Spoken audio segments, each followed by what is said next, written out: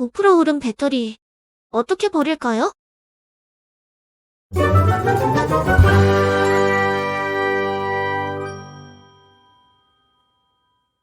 오늘도 짧고 간단하게 한가한 연구소의 코지입니다.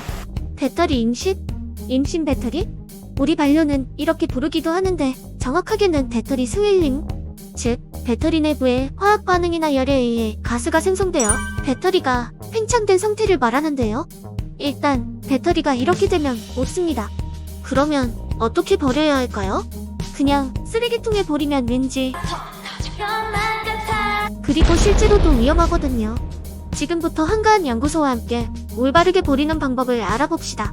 아름아름 알려진 것처럼 소금물에 담근다거나 가스를 임의로 뺀다거나 하면 안 되거든요. 공식적인 폐기법은 따로 있습니다. 니네가 뭔데 공식적인 방법을 이야기하냐? 그러게요.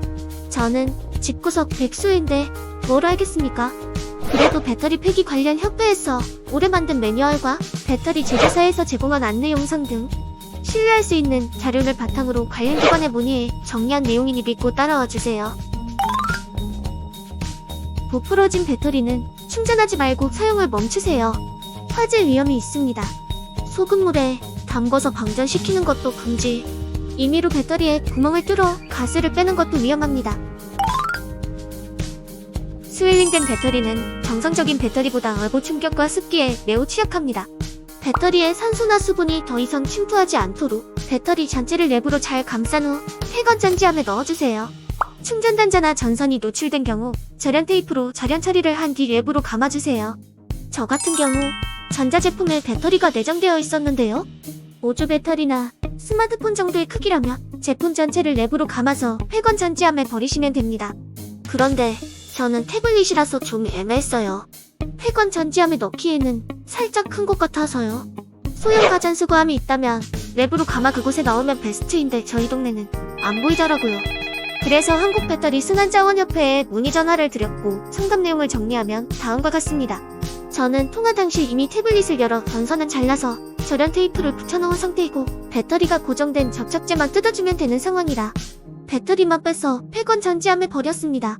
가급적 제품을 분해하지 말고 제품체로 랩을 감아서 버리는 게 원칙입니다만 태블릿이다 보니 개인정보가 신경 쓰이더라고요. 따로 초기화를 안 했었거든요. 다행히 배터리만 쏙 빼내니 폐건 전지함에도 잘 들어갔습니다. 이번 영상 핵심 요약입니다. 스윌링된 배터리는 제품 전체를 랩으로 감싸서 버려야 한다.